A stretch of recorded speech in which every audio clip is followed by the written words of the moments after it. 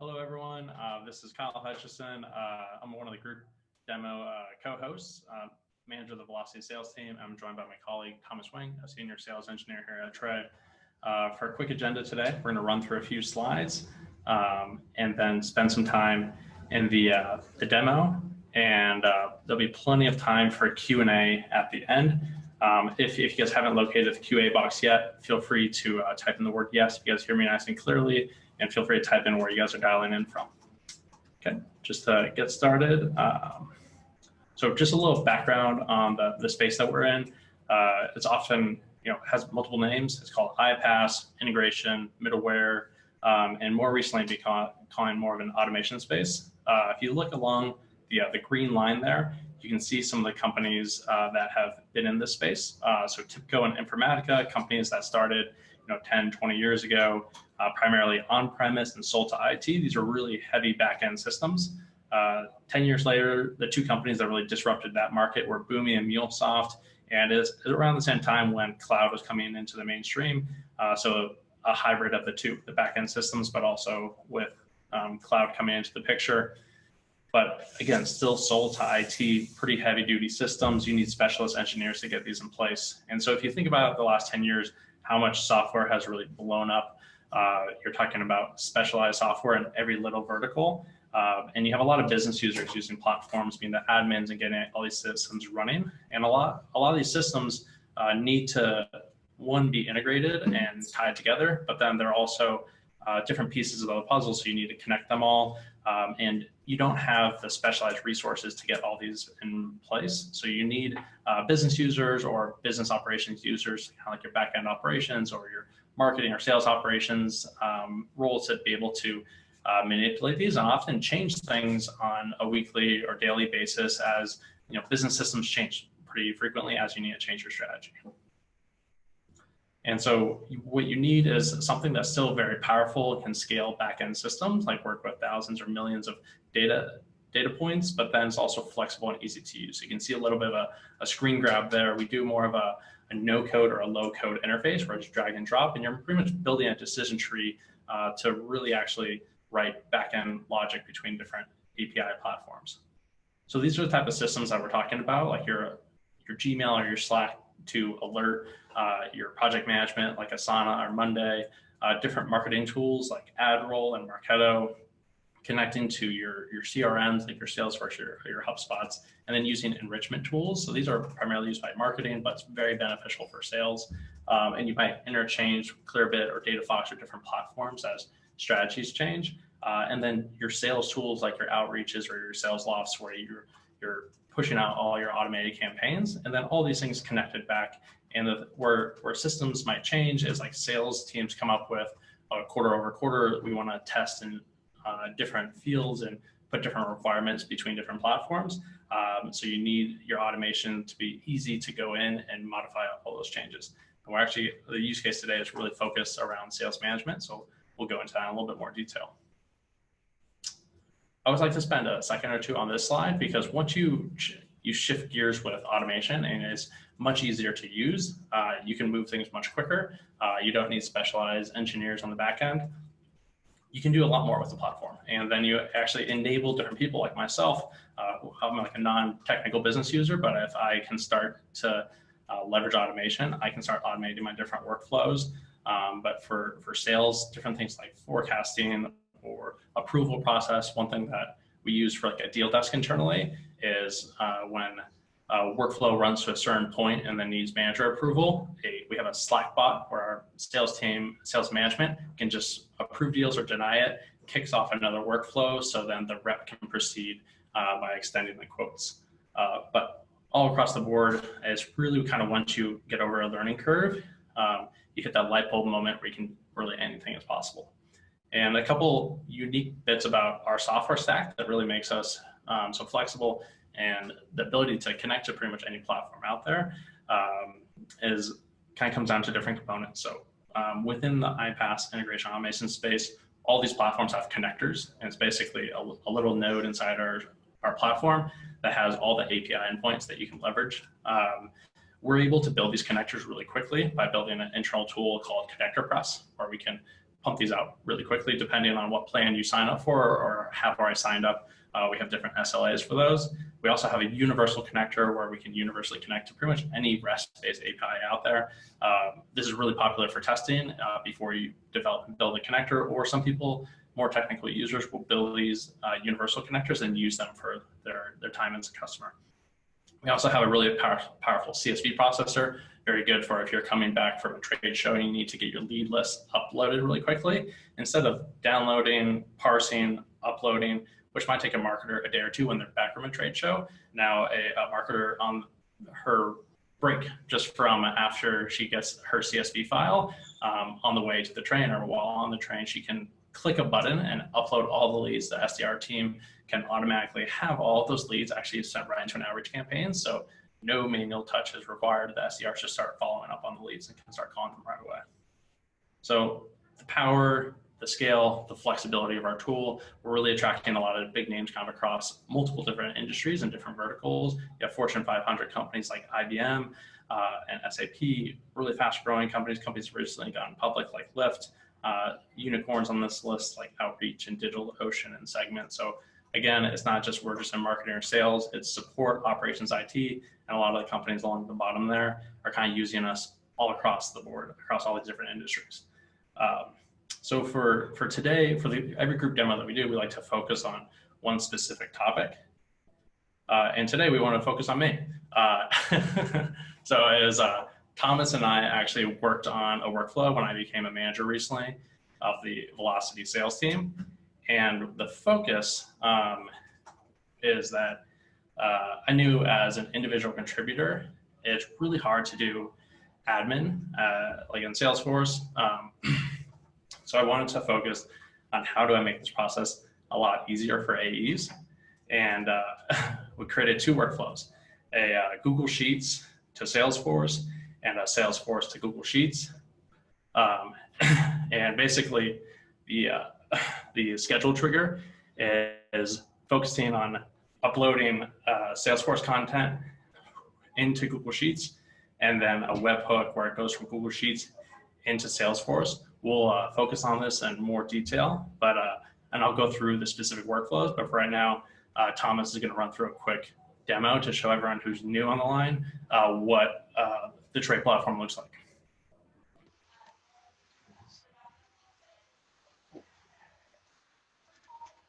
So.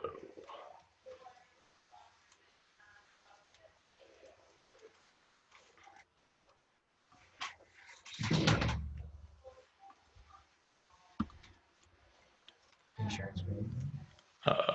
Yeah, still sharing. Sandra, can you still see it? Okay, go ahead. No, it's still sharing. Yeah. All right, so as Kyle mentioned, we're going to do a two-part kind of demonstration of the platform today. First, we'll do a quick overview of the platform for those who have not seen the platform yet. And then the second part, we'll have Kyle walk through kind of the workflow that we built together. So on the trade, cool. So everything on the trade platform is organized by the concept of workflows.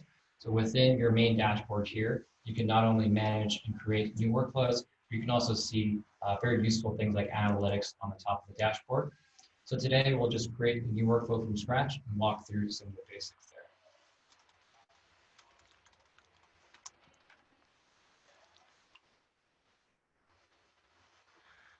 All right, so whenever we create a new workflow, the first thing we got to select is a trigger. You'll see there's tons of trigger options here. For the most part, we tend to categorize them into two types. The first one being a schedule trigger, which Kyle went through very briefly in the previous slide. And the other second type is what we generally categorize as automated triggers. So those are all kind of based off on webhooks. So for any services that support webhooks, we can make a real-time event-based trigger. So all these icons that you see here are essentially kind of triggers that we built around the webhook capability. So for demonstration purposes, since we are in the kind of workflow that Kyle's going to show later is related to Salesforce and Google Sheets, we'll start with the Salesforce trigger. Once you're in the dashboard, or in the builder itself, you'll see that the middle area is kind of like a whiteboard or a canvas itself. If you can kind of depict or draw out your ideas from an automation perspective on a whiteboard, you can, for the most part, do the exact same thing on Tray in a very visual manner, like a flow chart, and you'll be able to configure those API endpoints and operations to interact with those tools. So once you click on one of these steps, you'll be able to configure them on the right side. The first time you interact with the system, you'll want to authenticate. Typically, it's a very easy process. You can either choose production or sandbox, and then once you authenticate, it will ask for permissions and proceed there. I believe Kyle should already have something here, so I'm going to use one of his previously selected authentications. All right, so once that's selected, you'll be able to pull these drop-downs. For Salesforce specifically, this will actually pull for the existing record types and field types in your system. So for any type of system that has custom fields or custom objects, these will represent what's in your instance as opposed to a static list. In addition to this type of operation like on-record create, you can also watch for different things like create or update, field change. So there's options to go in detail and more granular, or you can keep it pretty high level. So we'll just start by using the example where a new opportunity is created in Salesforce. Once I enable this workflow to run, whenever a new opportunity is created in Salesforce, it'll automatically start the workflow. Now in the following step, if you want to retrieve some additional information or fields about that opportunity, I can grab those fields in one of those connectors. You'll see similar to the trigger itself, the connectors will also support multiple operations, and these operation dropdowns typically align one-to-one with the API endpoints available for these services. So when you're thinking about what you want to do from your current automation goals or what you want to do in the future, you realize that as long as the services you're looking to automate with support those API operations, you'll be able to accomplish that on Tray. So in this specific one, we're going to pull back some additional opportunity fields. So let's get the opportunity ID. We'll get the name. Let's get two more, amount and stage.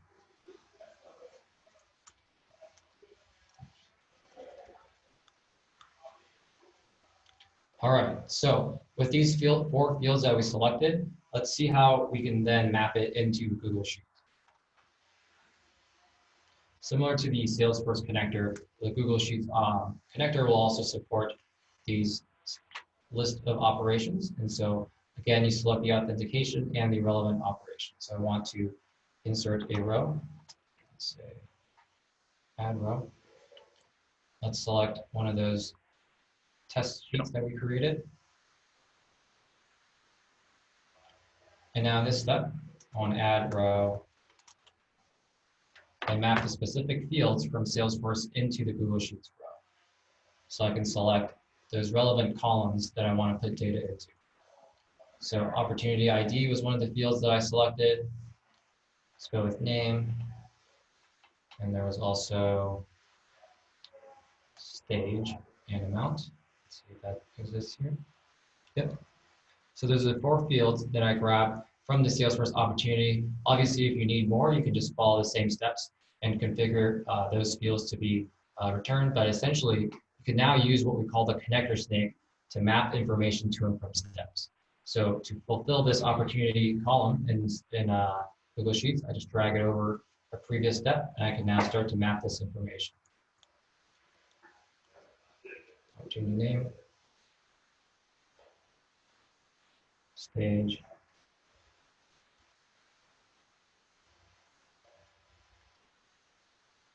and amount.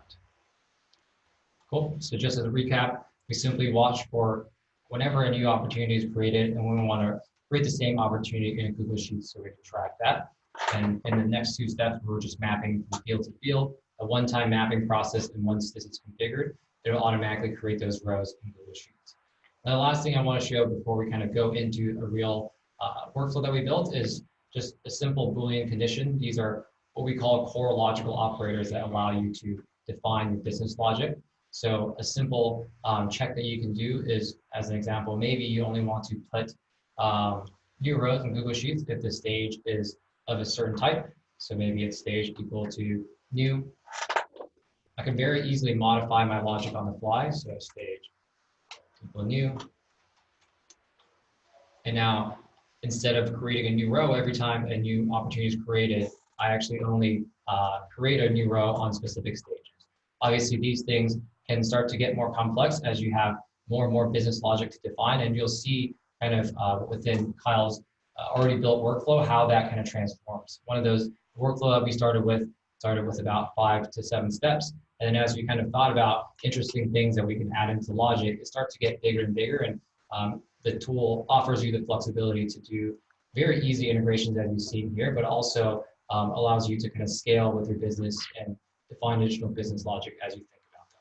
So at this point, I'll hand it over back to Kyle, who's going to show the workflow, and then open up for questions. Perfect. And kind of why I wanted to go through this session today is it's very similar to how we operate Tray internally. Think of it as when we when we test with you, we'd go through something similar like you see on the screen right here, where we want to show like Salesforce, Google Sheets, and have some data flow between the two. But then when we go into like a production workflow, we're looking for people that can learn how to build on our platform. And I am proof that a non-technical business user can do something on our platform and scale with it and then run on your own. So the thing is, like Thomas, if I just went to Thomas and asked him to build these for me, I'm sure he could have done both of them in about an hour each or less because Thomas is a pro on the platform.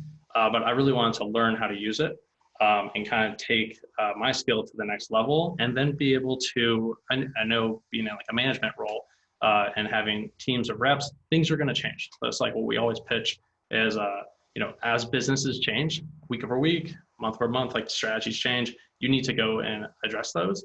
And it's actually funny because right after Thomas and I finished work on these over about a 2-week period, our sales operations director decided to do a whole overhaul of Salesforce and change a bunch of fields. So I actually had to go in and change quite a few things, but I was able to do it on my own for the most part. So we're going to focus on the Salesforce to Excel. So similar to what Thomas was going over, but this is more of a production workflow. There's different business logic in here that's unique to Trey and kind of how I operate our Velocity sales team that we needed to account for. So the overarching workflow here is that we wanted to add new opportunities to a Google spreadsheet every 30 minutes. And why we did it every 30 minutes is because new opportunities are created, but we didn't want to like just update all the opportunities that were already on the Google spreadsheet. Only new ones are being added. And the team, as you might take away from Velocity, we have a lot of opportunities. So that's why we're trying to add new ones constantly so the reps can stay really informed. And kind of how we did that is, so we started with the schedule trigger. So the interval is every 30 minutes. And the concept, that business logic of only adding new ones, were these 3 steps here, where if I was a new user on the platform, I wouldn't know how to use these, but working with Thomas or working with one of our customer success executives, that guidance, they can really help you, teach you how to use this tool, get the timestamp, as well as use these data storage steps. And all this is telling you is, for this specific workflow, get the last runtime and get the unique code that these different software platforms use to recognize runtime.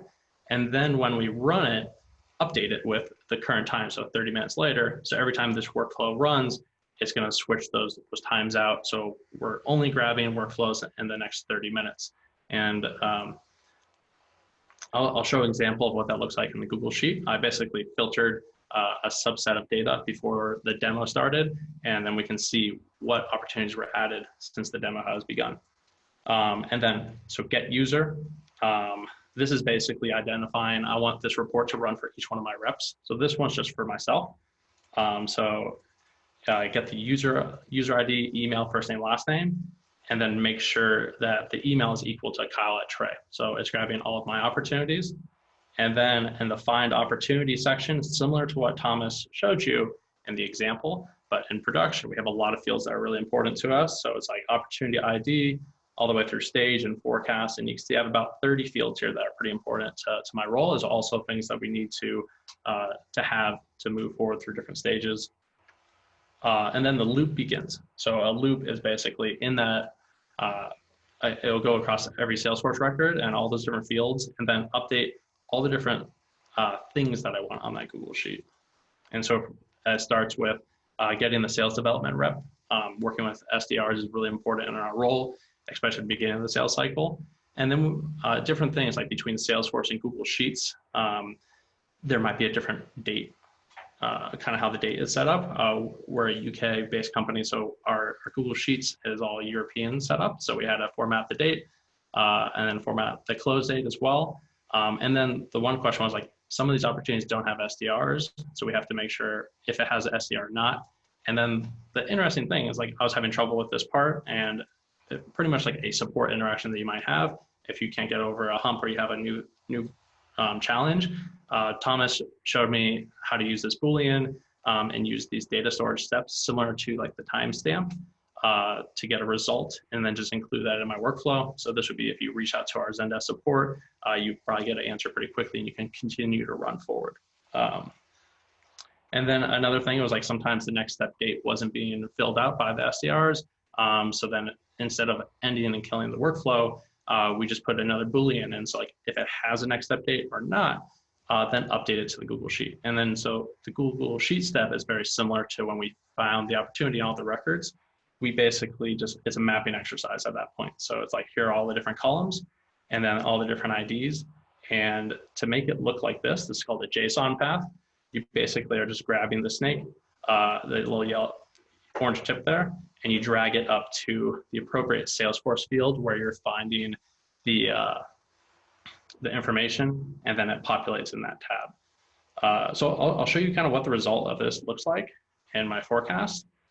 So I've whited out all opportunity names for obvious reasons, but the one I wanted to point out was this one that came in. I put a demo opportunity right at the beginning of the demo, and then within that 30-minute window, it was created. So it populates onto my forecast here, and then I'm able to get all the necessary fields.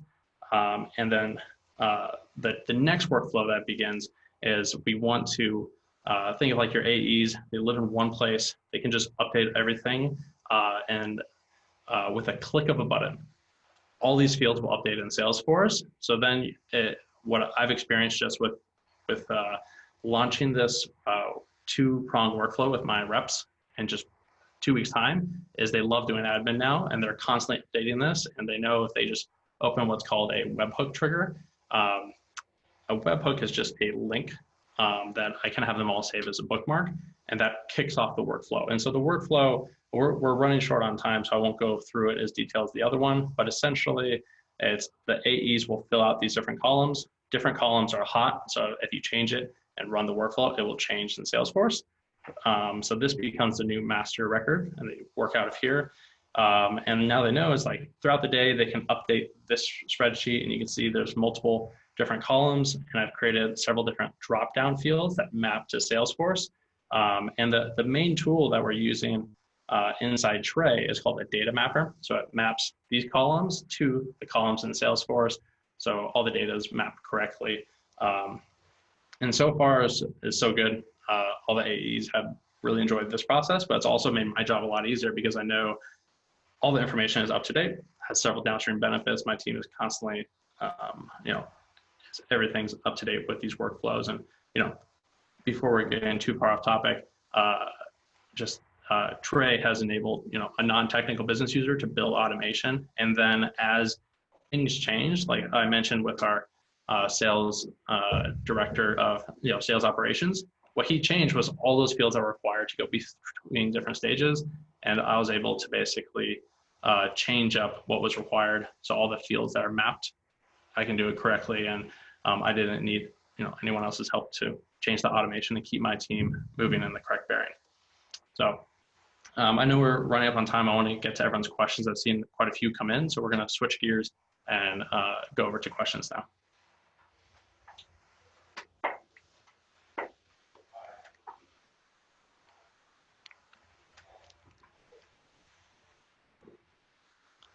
So first question coming in from Jose is, would the process be the same in Dynamics 365? And the answer is similar, so it's the same idea of how you'd want to map this. The difference and where our platform is limited by is the APIs. So it's like with Salesforce, if we scroll up to the top here, the connector we built, but then also all the operations that we have, each company is different. So for example, Salesforce has webhooks. So we're able to leverage different parts of their platform to build out different workflows. So there's a limitation, and we do proper scoping with everyone when they come in with different use cases. But pretty much we can do whatever the company's API documents allow for. And part of working with like the CSV processor and the universal connector, we have multiple routes to accomplish your goals.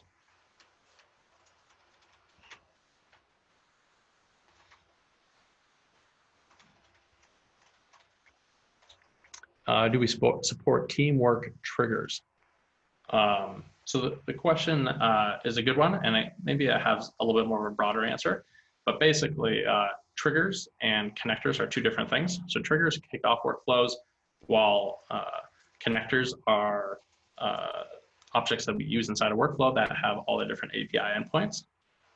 So the one requirement for a trigger, and it looks like we do have a teamwork one, but basically is an API that has webhooks, so we can leverage that type of technology to kick off workflows. But we have a long list of triggers that we've already built, and if we don't have yours, we can scope out the documents to make sure that we can do it.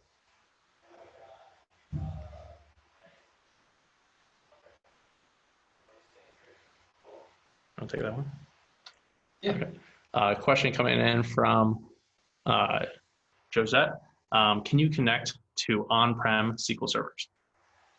Yeah, so we have a whole suite of kind of database connectors, right? So anywhere from Redshift to Postgres, if you have Microsoft SQL Server, we can support both Azure and on-premise SQL Server. So typically, all of our connectors by default are cloud-based. So with the cloud instance, you'll be able to authenticate and use it right out of the box.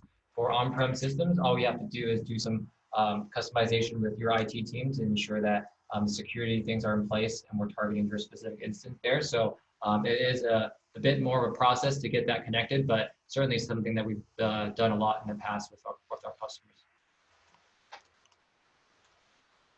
Perfect. A question coming in from Frank is, can we connect to Oracle's Taleo, which is used for HR recruiting? So I know Taleo has come in, but so basically, if you do progress to a deal cycle, we do a process of code devs and trials. So, whenever we search for the different platforms, they're going to be in this section. And it looks like we don't have Taleo, but I definitely have heard it come up before. And I know there's other ATSs that we do have, so like Greenhouse being one of them that's used quite commonly. But we can leverage the universal connector as well, so the HTTP client, or we can universally connect to different platforms while we're testing. And then if it's something that you would like to move forward with us as part of your contract moving forward, we can build out a connector like Taleo. But we're obviously going to scope it to make sure it's possible, not to waste anyone's time. And so a lot of questions are coming in about specific connectors. So one was like sale through ESP.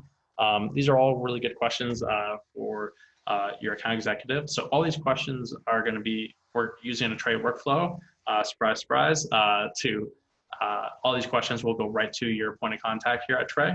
So if there's anything specific, feel free to type it in. But for all the specific connectors, we won't go through all those.